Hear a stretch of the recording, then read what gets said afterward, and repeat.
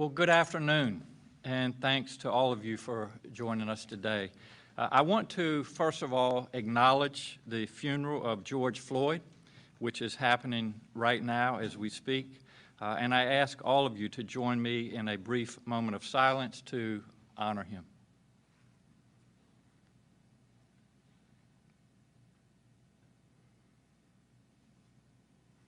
Thank you.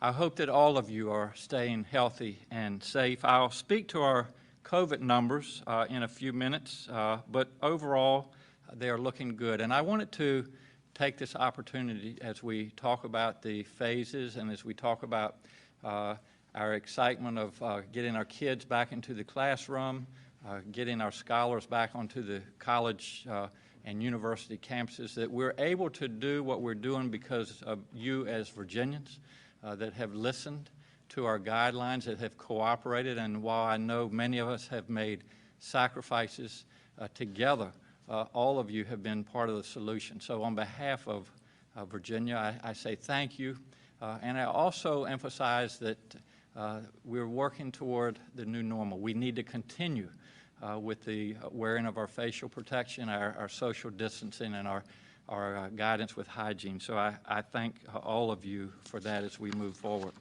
Today I'd like to talk to you about our guidance for schools in Phase 2 and beyond, as well as announce some exciting appointments.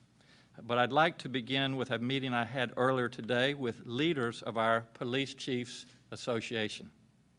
We had a very frank discussion about the pain that so many Americans are feeling right now and the protest over policing in communities of color. We also talked about what steps need to be taken to ensure that we can move forward on policies that protect our communities and improving the way we handle other social issues such as response to people in mental health crises. We had a very good conversation. I told them I know how hard everyone is working right now, and that we all share the goal of rebuilding trust within our communities. We'll need everyone at the table for that. So while I spoke today with police chiefs, I intend to meet with other stakeholders, activists, and many others. This is an opportunity for serious reform, and we have to be serious about how we do it. This includes listening and learning from wise and thoughtful people. I also had a call this morning with Chief Justice, Donald Lemons of our Virginia Supreme Court to thank him for putting a 21-day moratorium on evictions while we work to finalize our rent relief plan using federal funding. So thank you, Chief Justice Lemons, for your leadership. Now I'd like to turn to some personnel appointments, starting with two gentlemen, one of whom could not be with us, but he's very excited about his new position, and future Judge Jamal Hudson is with us today. So today I am announcing that I'm appointing Curtis Brown to the role of State Coordinator for the Virginia Department of Emergency Management. Curtis has served as Chief Deputy Coordinator of VDEM and has extensive experience in emergency management. He is also an important part of our health equity work group and is co-founder of the Institute for Diversity and Inclusion in Emergency Management. I am confident that he is the right person to lead that agency as we continue to deal with the COVID-19 crisis, this year's hurricane season, which hopefully will be quiet, and any other emergency that comes our way. I'm also appointing Jamal Hudson to fill a judicial vacancy at the State Corporation Commission. Mr. Hudson has served as Director of Government Affairs for the Federal Energy Regulatory Commission and has extensive experience working on the regulatory issues that frequently come before the SCC. His appointment was unanimously supported during session by Democrats and House Republicans. I am confident Mr. Hudson is well suited to fulfill his duties at the SCC. So Jamal, just congratulations, and we welcome you. Thank you so much for your willingness to serve. In addition, today, I'm making 3 new appointments to the Virginia Crime Commission. The panel studies public safety issues from policing to parole, and its work shapes justice policy in our Commonwealth. I'm appointing the following members: Chief Larry Boone, who is Chief of the Norfolk Police Department. Chief Boone has worked throughout his career to forge relationships and build trust between citizens and law enforcement. He's a reformer. We saw that as he marched with demonstrators and carried a Black Lives Matter sign. Chief Boone created the Office of Community Relations, successfully launching over 20 programs. He's also a member of the Virginia African American Advisory Board. As a black police chief serving a city with a 43% black population, he will bring personal and professional experience that will provide an important perspective to the Crime Commission's work. I'm also appointing Larry Terry, the director of the Weldon Cooper Center for Public Service at the University of Virginia.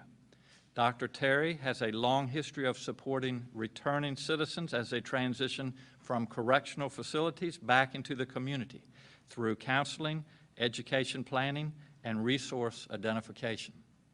He has experience working for organizations dedicated to restorative justice and second chances. Dr. Terry recently participated in a paroling project with our office and the National Governors Association, as well as serving on a working dialogue with the Department of Corrections and Parole Board to identify housing opportunities for returning citizens. Dr. Terry is well equipped to serve the Commonwealth in this capacity. And third, I'm appointing Laurie Haas of the Coalition to Stop Gun Violence. After Laurie's daughter was injured in the Virginia Tech shooting, Laurie became very active in gun violence prevention work and has been an instrumental leader in Virginia and at the federal level, successfully helping to pass critical gun violence prevention laws. She is well known for her tremendous knowledge, passion, and advocacy. These are thoughtful people who Virginians can trust. I believe all 3 of them will provide important voices and expertise to the Crime Commission, and I thank them for their willingness to serve. Now I'd like to move to the coronavirus update. I know that recent events have overshadowed the pandemic, but it is still very much with us. That said, our health metrics are looking positive. The percent of positive tests over the past 14 days is trending downward, and statewide it's about 10% right now. Our hospitalizations for COVID are trending downward, particularly in the last week. Our general hospital bed capacity is sufficient. Our hospitals also report enough PPE, and we continue to work with other health settings to ensure that they have the PPE that they need. We continue to increase our testing capacity, and we are moving toward our goal of hiring contact tracers. For July, we're aiming for 15 contact tracers for every 100,000 people, 1,200. Right now, we have a total of 872 people statewide on our contact tracing team. That's a combination of new hires and existing VDH staff and volunteers. So overall, our numbers look good. Most of Virginia just entered Phase 2 on Friday. Northern Virginia and the city of Richmond remained in Phase 1. But the metrics from those areas also look positive, and they can move into Phase 2 as of this Friday, the 12th of June. Now I'd like to talk about our public schools, K through 12. I know that parents are very interested in our plans for how to safely return children to our classrooms. As you recall, on March the 23rd, I closed all Virginia schools for the remainder of the academic year. Virginia was one of the first states to take this step. I believe that these closures have helped mitigate the spread of COVID-19 in our communities over the last few months. Since that time, our schools have risen to the occasion and found ways to continue providing instruction, keep students engaged in learning from afar, continue serving meals for children who otherwise would have gone hungry, and support students and families through an immensely challenging time. When we moved all of our schools to remote learning, we were clear that that shutdown would extend for the remainder of the school year. This school year is over. Seniors have graduated, even though it has not been the celebration that our students and families would have wanted. But we know parents want to know what to expect this summer and in the fall. To be clear, all Virginia schools will open for students next year, but the school experience will look very different. These phases will allow in-person instruction, but slowly.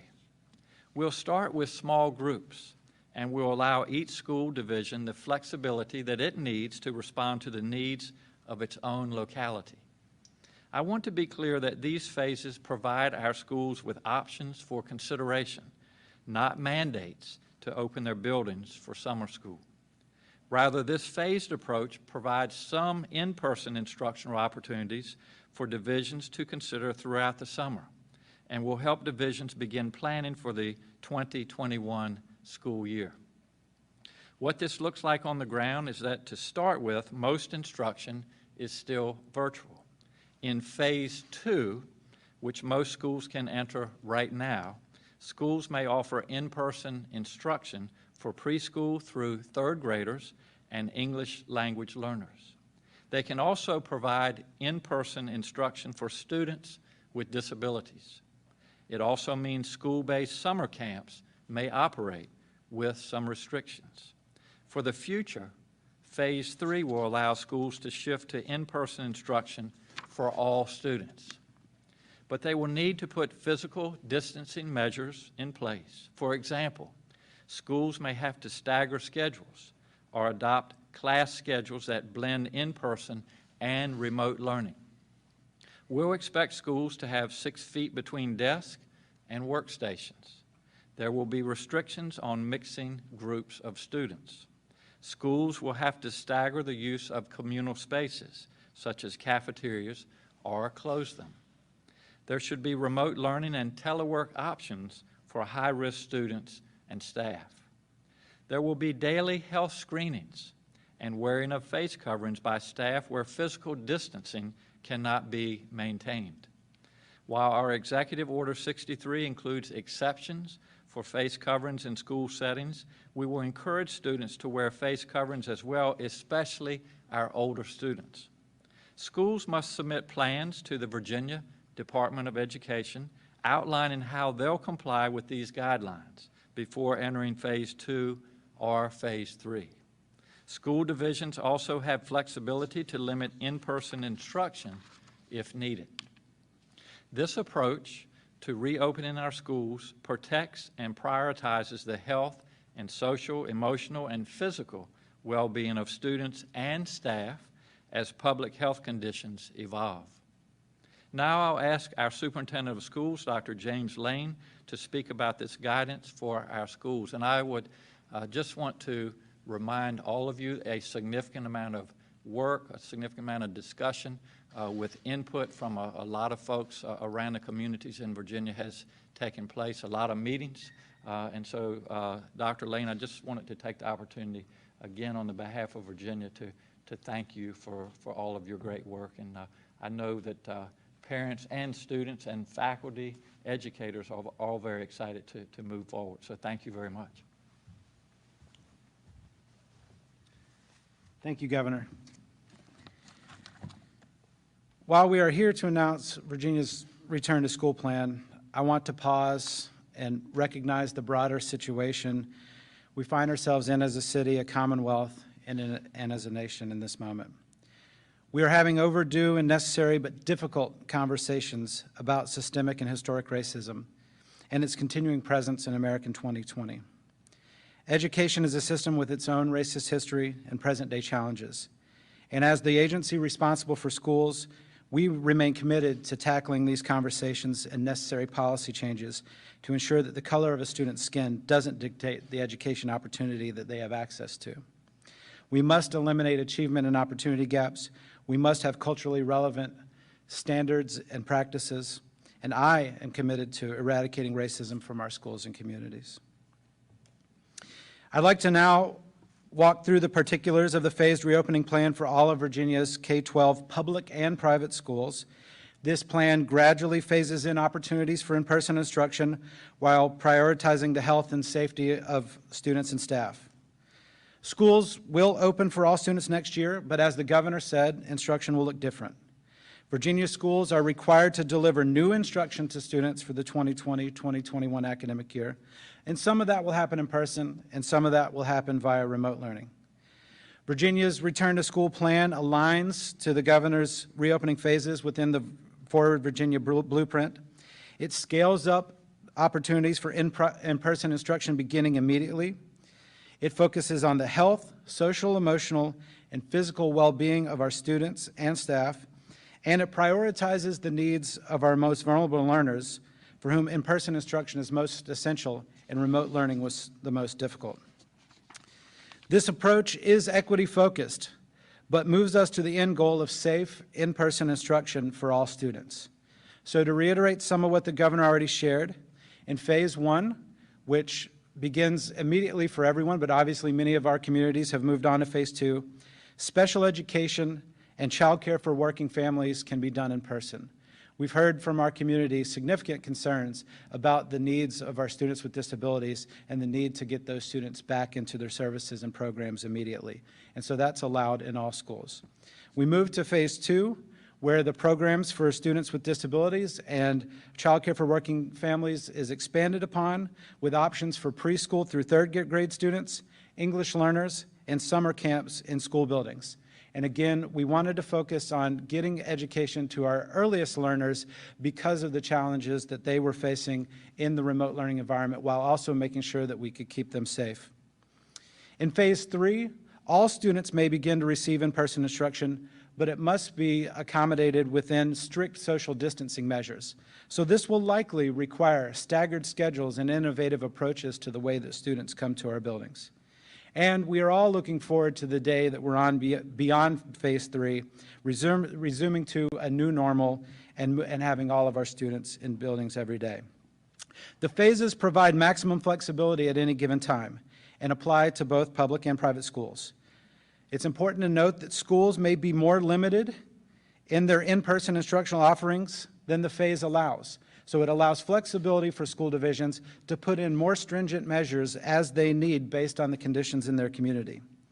Before entering phase two and three, every school in Virginia must submit plans to the Department of Education outlining their compliance with the VDH and CDC mitigation strategies. The Virginia Council for Private Education, who's here with us, will receive plans submitted by private schools accredited through the VCPE-approved state-recognized accrediting associations. But all of those health-related plans will come to the DOE, and we'll work closely with VCPE on those for private schools. Our public schools will also be required to submit a plan for providing new instruction for all students in the 2020-2021 academic year, regardless of phase or their operational status of the school at the time. Most of the state has entered phase two. Richmond and Nova and others are still exceptions, but phase one is relevant for a few jurisdictions now and would be relevant if we move back to a more restrictive environment due to public health conditions, so we wanted to make sure you knew about phase one as well. But that means that most school divisions will move to phase two, so I'm going to go into a little bit more depth on each phase and then wrap up and turn it back to the governor. In phase one, again, instruction is predominantly remote. However, exceptions will be made for schools to offer in-person instruction for students with disabilities. Schools may elect to provide extended school year services and school year special education services, including private placements with strict social distancing. Students will only attend such programs if the individualized education program team agrees it is appropriate and the parent consents. Then we move into phase two, where we still have predominantly remote instruction. But in addition to the phase one exception, schools may offer those in-person instruction for pre-K through third grade students, English learners, and permit summer camps to operate in school settings. It's important to note that in Phase 2, large group gatherings are limited to 50 people based on the governor's still existing executive order. In Phase 3, schools may shift to in-person instruction for all students, but with those physical distancing measures in place, staggered schedules and alternative blended options for remote learning will be important for students. In all phases, schools are expected to follow the CDC school guidance strategies for protecting the health of staff and students, cleaning and disinfecting, ensuring physical distancing, limiting the mixing of groups and students, and implementing mitigation strategies. But this also means that remote options must be made available for students and staff who have complicating health factors and who are safer at home.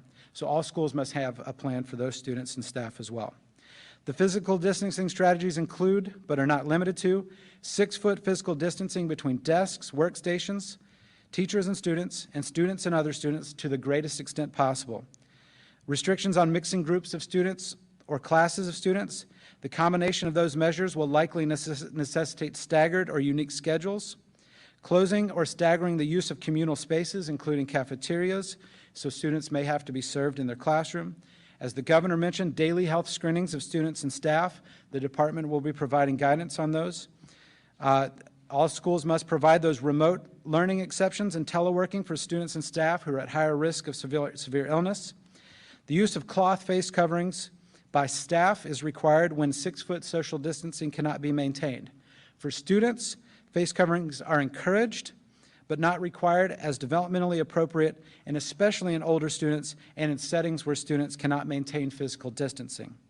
Again, this guidance applies to all of Virginia's public and private schools. More detail will be available in the coming days.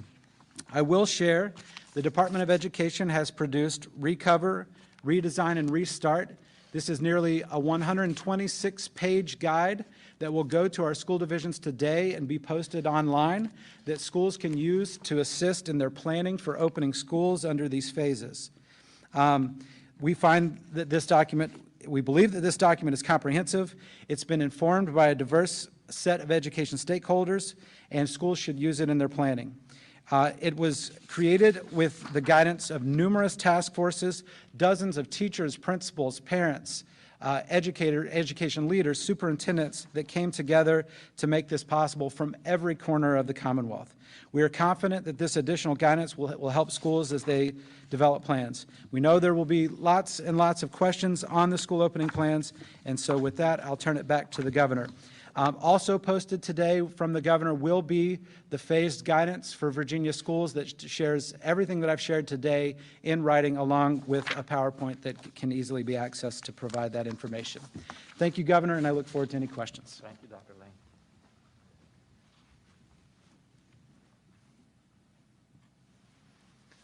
Well, thank you again for all of that work, and I know all of our families and students and faculty are anxious to get back into our schools, and I think the main message out of this is that they'll be back in school this fall. So that's really exciting news I think for all Virginians. We've also had a number of folks ask about our guidance around youth sports in Phase 2.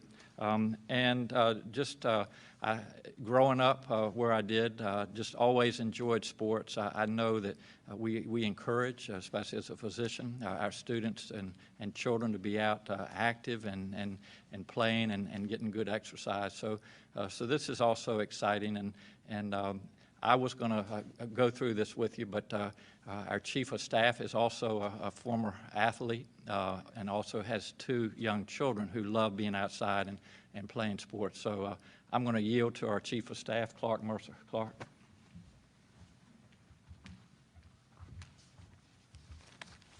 Well, thank you, Governor. And again, Clark Mercer, the Governor's chief of staff. And I want to thank folks from all across the Commonwealth for calling and putting the recommendations. And this is there's a lot of sports out there, and every day when you think you kind of have everything figured out, someone calls with a new situation you haven't thought. So I wanted to go through our overarching guidelines for youth sports in Phase 2, and I will start by saying it's applying common sense, incidental versus accidental contact, and shared equipment. That's really what we need to be thinking about when our kids are back out playing sports. Incidental contact is obviously accidental contact, temporary contact that you don't plan on in a sport, and we understand you can't play sports, a lot of them, without having incidental contact. Intentional contact, there's some sports you just can't play without intentionally coming across someone else and having sustained contact. So that's kind of a guiding post for what we're going to talk about. Also, shared equipment. We need to minimize and prohibit the use of shared equipment in Phase 2. But we will have our kids out playing sports, and I'll give a couple examples of incidental contact versus intentional. Karate classes. Can my child go back to having indoor karate classes? Yes. Can your child spar with another child and have intentional contact in those classes? No. We've had folks that run ice skating arenas. Can ice skating start again? Yes. Can we have ice dancing in the ice skating arenas? No. Baseball. When I was growing up, we all shared a helmet, and we all shared baseball bats. That's not common protocol now. You have your own bat, you have your own helmet. There's not shared equipment in baseball. Certainly there is some incidental contact that we recognize. Football, high school football, folks should be training right now, getting ready. I don't know what will happen with the high school season down the road, but certainly quarterbacks can be throwing to receivers. Receivers are wearing gloves. That's kind of common sense. We're not doing tackle football in the middle of the summer anyway. There's certainly some weight training, not using shared equipment, some drills that linemen can do that will accommodate the Phase 2 guidelines. Soccer, I coached high school soccer for 6 years. There's ways to train and structure your practices without having intentional contact. With shared equipment with soccer, it's a very easy to structure a practice to avoid, for example, having throw-ins, right? You can restart from the ground. Obviously, in competitive soccer, once we get going with that, you can't do that. But certainly for most of the training that we do across the Commonwealth, you don't have to have everyone picking up the ball and throwing it in. So that's kind of applying some of the common sense guidelines. In terms of capacity on our fields, indoor and outdoor, indoor is going to be less capacity. It's 30% for an indoor field or 50 people, whichever is the lesser amount, and that's per field. So some of our sports complexes that are large and have a baseball diamond, a volleyball court, and a soccer field, it's per, each room should have its own capacity limit, and you'll know how to structure that.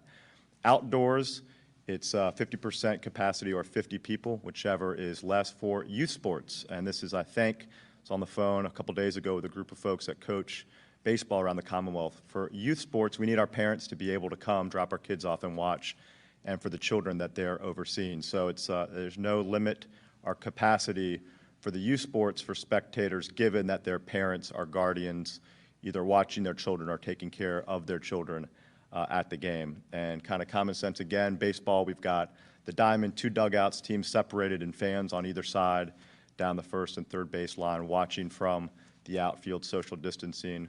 Soccer, lacrosse, those sorts of things, you have fans, typically 2 teams on either sideline, again, social distancing, leaving some space in between spectators with a high likelihood, at least in my household, that my son or daughter comes running over for more orange slices or to take a timeout in the middle of the game and is hot and sweaty and perspiring. And obviously the 10 feet of distance that we're trying to maintain in fitness classes, our gyms, athletics, recognizes that when you are exercising, those air particles move a little bit quicker and there's more likelihood of spread. So that's the reason for 10 feet. But Phase 2, these are phases.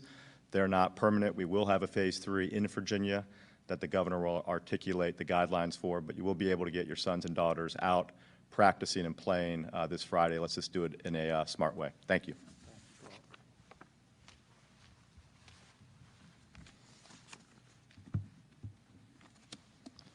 In closing, I want to remind Virginians that today at 5 p.m. Is the last day to request an absentee ballot to vote in the June 23rd congressional primaries. Elections matter, and I'd encourage voters to vote absentee by mail to the extent possible. Now we'll hear a health update from Dr. Norm Oliver, and then I'll be glad to take questions. Thank you. Dr. Oliver. So just quickly on the numbers for COVID-19 today.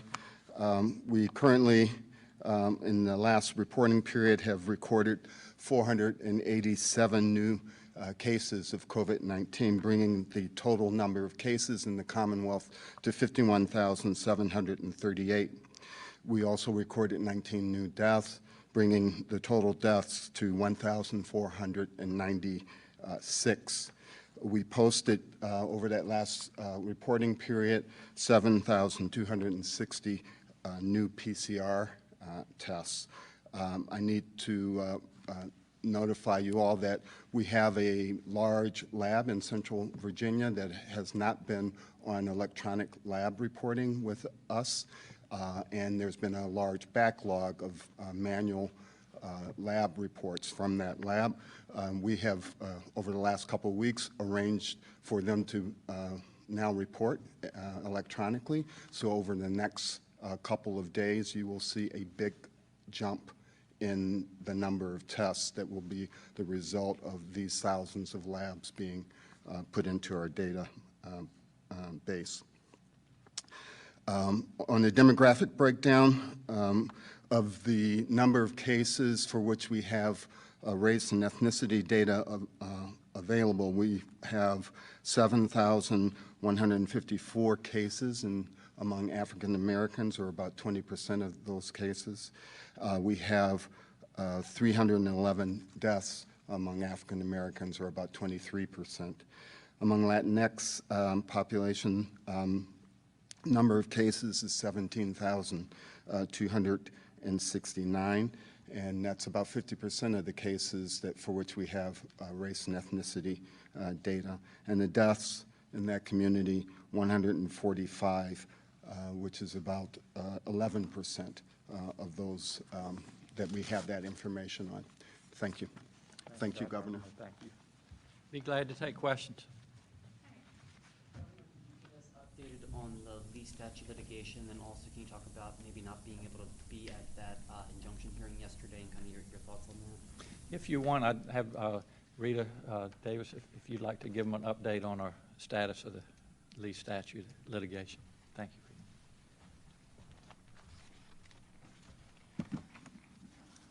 Thank you, Governor. Rita Davis, counsel for the governor. As I understand, the question is about an update on the Robert E. Lee Monument litigation. So as many of you may know, the Richmond Circuit Court entered a temporary injunction prohibiting the removal of the Robert E. Lee Monument until June 18th. We expected that action. We prepared for that action, and we look forward to litigating that action successfully as the days may come, and any others. Let's be clear about one major thing here. Though this monument was cast in the image of General Robert E. Lee, the purpose of this monument was to recast Virginia's history, to recast it to fit a narrative that minimized a devastating evil perpetrated on African Americans during the darkest part of our past. The governor's decision today to continue forward with trying to remove this monument takes us a step closer to reclaiming the truth of Virginia's history and to reclaim it for all Virginians. And we look forward to defending that in court. And on the injunction hearing yesterday, were you all not given notice to be there? No, we were not notified of the circuit court's intention to hold this hearing. Under law, there is not a requirement that the responding party receive notice of a temporary restraining order hearing. I will say that in the majority of the litigation filed against the governor across the Commonwealth during this pandemic, we have been afforded that opportunity, but we were not this time. Thank you. Thank you, Governor. Bill Atkinson with the Progress Index.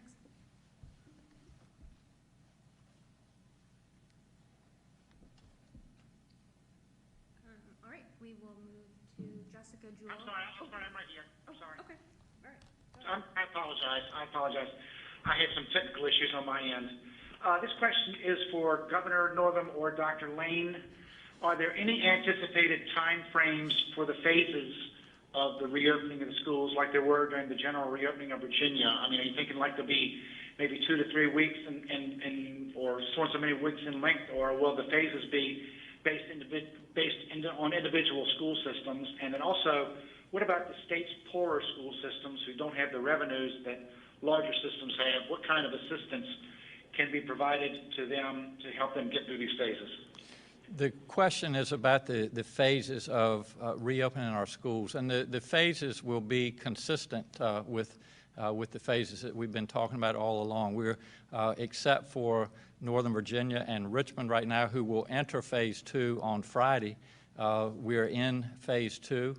We will look at the data, the number of new cases, the percent positivity, the hospital beds, our PPE, testing capability, all of those things as we move into Phase 3. But a minimum of 2 weeks between Phase 2 and Phase 3. But looking at the data, again, we want to move forward safely and responsibly. So we'll, as soon as we can, we'll let you know when we are going into Phase 3. The second part of the question was about resources, and we have received relief from the federal government through the CARES Act. We are looking presently of how we can distribute that into our localities, and certainly if there are school districts that need that help, we would be glad to have that discussion with them and take that into consideration. Governor, just had a question for Dr. Lane, who mentioned the achievement gap. Just wondering if he had some new plan to close that gap. A lot of Virginia school systems have been battling the achievement gap for a number of years. And then on sidebar, as you have mentioned, you're going to call the legislators back. Just wondering what are your priorities upon calling them back, and when will you make that call, please? Andre, I have to see 3 parts to your question, and I'm going to just touch on 2 of them. As the last part of your question was, when are we going to call the legislature back to Richmond, and what will our priorities be during that time? The date has not been set, but we look at doing a reforecast probably in the next few weeks into July. And just this is ballpark, but I anticipate calling the legislature back in early August for a number of reasons. The most important reason is our budget. And as you know, we had to hit the pause button coming out of session this year because of COVID-19. I think that we'll have a much better idea in the upcoming weeks of what our revenue is going to be coming into Virginia. So that will be certainly a top priority. But also, Andre, with what's going on with the protest and the police brutality that we've all been experiencing, there is ongoing discussion with legislators as to, how we can turn our listening and learning into policy, how we can turn it into action. And so we're having those discussions, and I suspect that some of those issues, some of those pieces of legislation will be taken up in the special session, if that's what the General Assembly agrees to, and then also they'll be continued in our upcoming session in January. One of the things I wanted to just touch on before Dr. Lane comes up, and we've talked about the Robert E. Lee statue that is a monument of divisiveness that needs to come down. There are other monuments of inequities that we desperately need to address as we move forward, and one of those is access to education. And one of the things that, as you know, we just shot another video yesterday for it, but is my wife's and my commitment and our administration's commitment to early childhood education. That is really the tide that lifts all boats, and while we've had to hit the pause button on our budget, it is one of my top priorities as we move forward to make sure that all of our children, because we know that the majority of the development of the brain takes place in the first couple of years, and so we want all children, not just those that have the means, but all children to have access to early childhood education. And I really think of all the things that we can do to help everybody start out with equality in life, it's access to education. So we'll continue to make that a top priority. And Dr. Lane, I'll let you handle the rest of the question. Thank you. Thank you, Governor. Thank you for the question. First, I'll agree with the Governor that there is an achievement gap on the first day of kindergarten. And if we're going to ever eliminate the achievement gap permanently, we're going to have to do more work in the space of early childhood, more access, higher quality programs, and we've been working on that for some time. In 2017, the Board of Education adopted a new accreditation system. And as part of that accreditation system, for the first time, they held schools accountable for eliminating achievement gaps as part of the system. We've been reporting achievement gaps for nearly 20 years, but we're only within the last 2 years at the point where we're actually holding our schools accountable, and as part of their school improvement plans, when they enter into state technical assistance, working with them on that. Not that that hasn't always been a part of the work, but now it's a requirement of the work. The board has announced that they are going to open the standards of accreditation again this year and begin to look at more ways that we can build equity into our system. We have a lot to do in the funding equity space. The board made recommendations and promulgated new standards of quality, which was a long-term look into where we want to go to make sure we're getting money to the schools that need them the most to make a difference for students. But ultimately, on top of those structures, we're going to have to do a better job of putting culturally responsive teaching practices into trainings for our teachers, into the standards and the way that we approach them, and building cultural competence for educators to make sure that every child sees themselves in every classroom. We have phenomenal educators in Virginia that are doing this work already, and we'll continue to build upon that. Thank you. Before we take the next question, I misspoke about receiving or requesting your absentee ballot.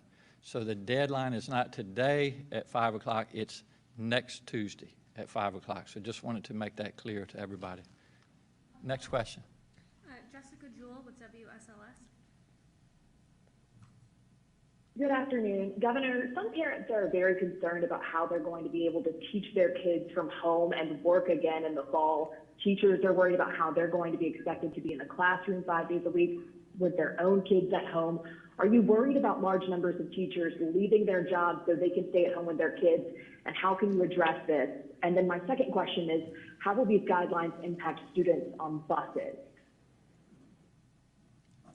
Do you want to address the bus issue? You actually address both questions if you want. Thanks again, Governor. I'll answer the question about buses and then go back to the information on working parents, and then certainly Dr. Furlano can help on this as well. The guidance from the Virginia Department of Health does have 6-foot social distancing required on buses and classrooms. Now, that isn't to say that a school division couldn't put in place other mitigation strategies, but the guidance from the Virginia Department of Health is based on 6-foot social distancing because the research that we've looked at has supported that as the primary factor in reducing transmission. As it relates to working families, especially our teachers, we certainly consider this an important piece of the planning that all of our school divisions have to do.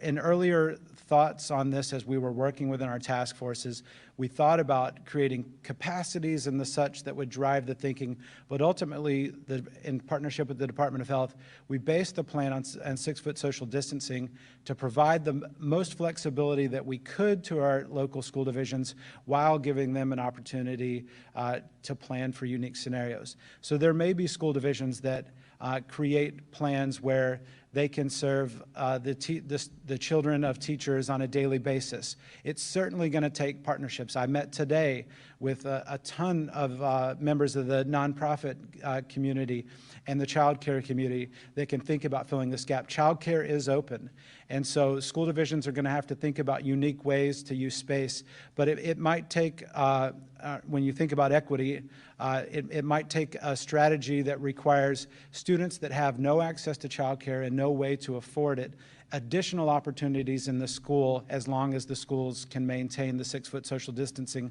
while creating a hybrid program for most of the students in the school. So we began about a week ago having conversations with our superintendents about how they would do this. Many of our superintendents are reaching out to community partners, like I said, child care, the Y, nonprofits, to help support this. But at the end of the day, what we want to make sure is as we move our students into schools, we're doing it in a safe manner, but in a partnership that allows us to make sure that working families have options for child care. So thank you, Governor.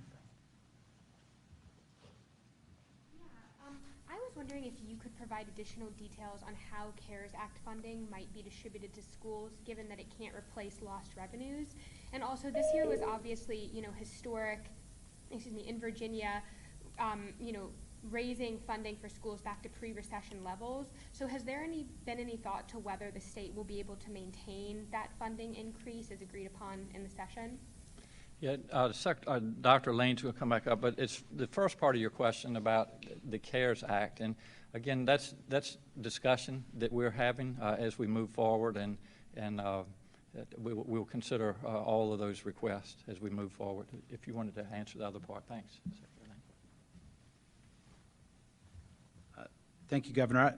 I'm not sure I can answer the second question on the General Assembly funding, but I will answer the question on the CARES Act. The CARES Act was distributed. There was $238 million that came to Virginia. 90% of those funds went directly to localities, and the federal government mandated that we use the Title I formula. It is not Title I funding, so it doesn't have to be spent like Title I funding. It can be spent on their needs as it relates to relief from the coronavirus. But we use the Title I formula to send those funds directly to localities. The other 10% of funds are in what we call a state set-aside for state activities, and there will be a press release on that in the near future.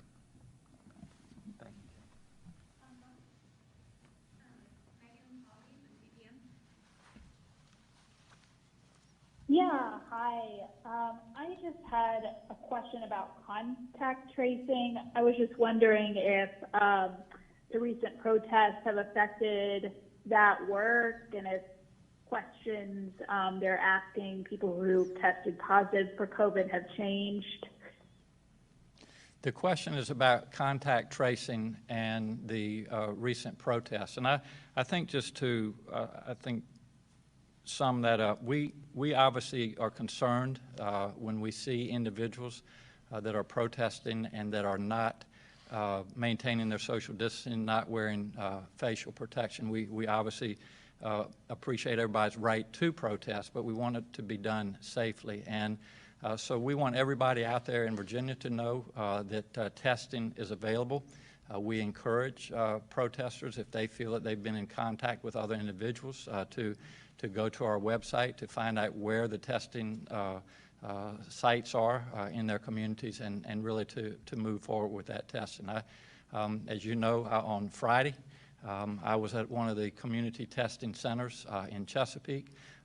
It's a easy test to have done, and I would just encourage all of you that have questions about whether you have been in contact, whether you have the virus, if you're worried about it, if you have symptoms, et cetera, to really get out there and take advantage of these community testing sites and obtain the testing yourself.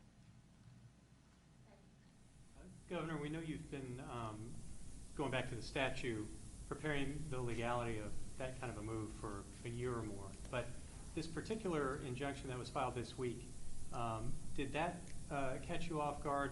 Were you at all concerned that the judge would rule without the state being present? And do you know of any other suits that have been filed like this? Do you want to answer that? Thank you, Greg.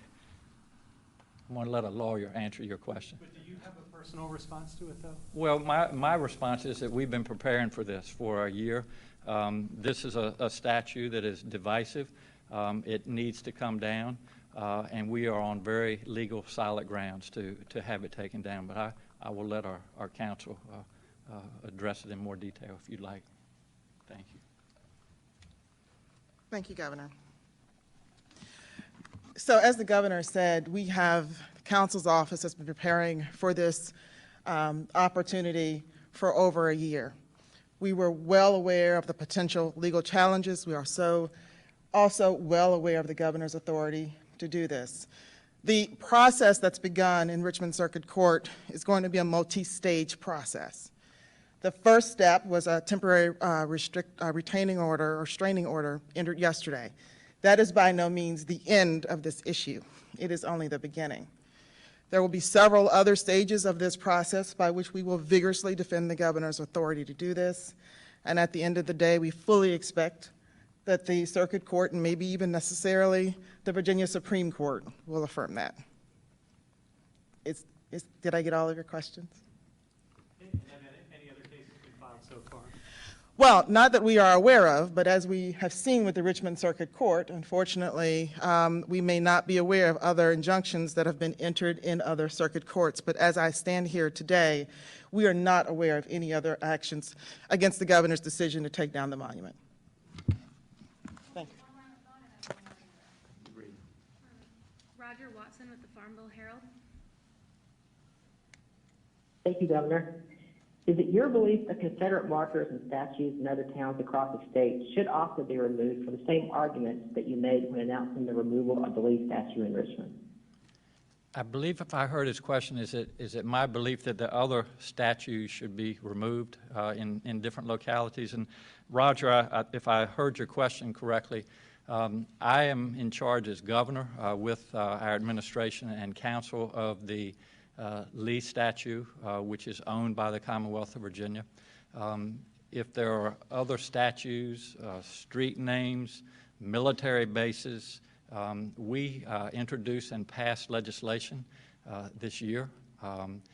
It was passed, and it gives localities the option of dealing with their monuments, Confederate monuments, names of roads, et cetera. So it is my position that I will deal with what I have responsibility for, but I'm going to allow, and that's what the General Assembly agreed on, to allow the localities to make decisions about those that are in their regions. Governor, last week the mayor of Richmond asked you for a curfew. You granted the curfew, and then yesterday the Richmond Commonwealth's attorney came out and said she's going to waive incarceration for anyone who violated the curfew. We've heard from a lot of folks who say, well, what's the point of a curfew then if there's no consequences? Since you granted it, what's your take on that? Well, I was asked by the mayor to apply a curfew, which we agreed to. As far as the Commonwealth's attorney's position, that's something that they're going to need to speak to. I don't have authority over that. Thank you all so much, and again, I appreciate you all being with us today. I think there's some exciting things going on in Virginia with reopening of our schools, getting our kids back on the athletic fields, and we can only do this because we've been vigilant, we have followed the guidelines, and I ask you all to continue to do that so that we can continue to move through these phases and eventually get out of the phases, get this health crisis behind us, and move on and get back to as near normal lives as we can. So I ask that of all Virginians, and I appreciate your cooperation, and we look forward to being with you on Thursday. Thank you.